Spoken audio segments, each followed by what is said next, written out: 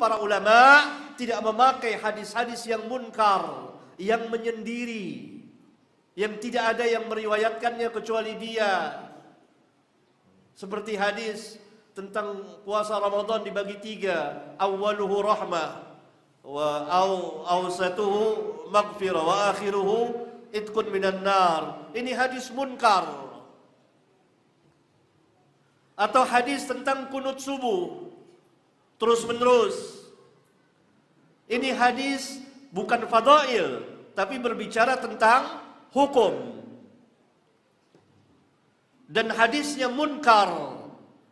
Bukan hanya dhaif tapi munkar karena menyindiri seorang rawi yang namanya Abu Ja'far Ar-Razi, namanya Isa bin Abi Isa. Dia ini rawi yang baik agamanya, tapi dalam ilmu hadis tidak cukup baik agama, harus punya ilmu, harus kuat hafalannya. Dia ini buruk hafalannya. Dia biasa duduk di majelis para imam, mendengar hadis dari para imam. Tetapi ketika dia menyampaikan, karena dia buruk hafalannya dan sering ragu-ragu, jadi salah.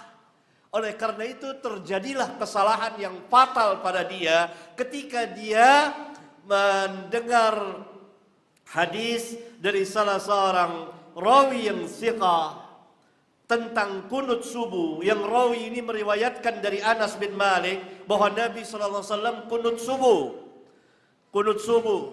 ya. Dan kadang-kadang Nabi SAW lama kunut. Yang dimaksud lama kunut, lama berdirinya setelah ruku' i'tidal. Karena salah satu arti kunut adalah lama berdiri. Karena itu Nabi SAW pernah ditanya dalam hadis riwayat Imam Muslim, salat yang paling utama apa? Tulul kunut, lama berdirinya. Nah, dia salah paham. Dia sangka lama berdiri terus menerus kunut. Terjadilah kerancuan di dalam riwayatnya. Karena itu nggak ada yang meriwayatkan hadis kunut subuh terus menerus kecuali dari jalan dia. Karena dikatakan munkar. Dia meriwayatkan dari rawi-rawi thiqah apa yang sebenarnya bukan dari hadis mereka. Karena hafalannya buruk, sering salah, sering ragu-ragu. Dia orang baik.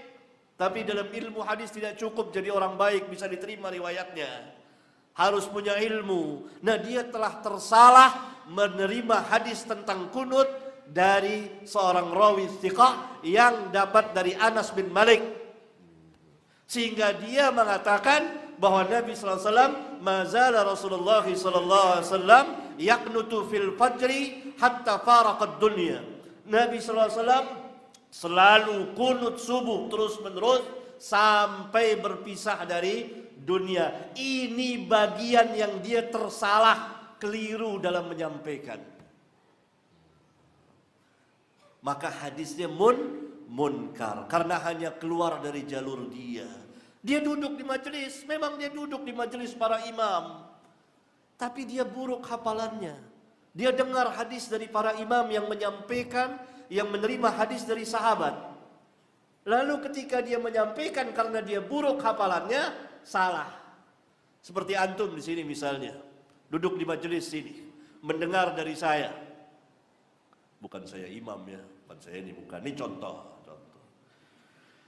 Keluar, antum buruk hafalannya, tidak mencatat, tidak kuat hafalannya, catat. Nyampaikan, oh Ustadz bilang begini, keliru, dan itu banyak terjadi di majelis. Padahal saya nggak ngatakan seperti itu. Ini sayyul hifz, ini rawinya dhaif ini.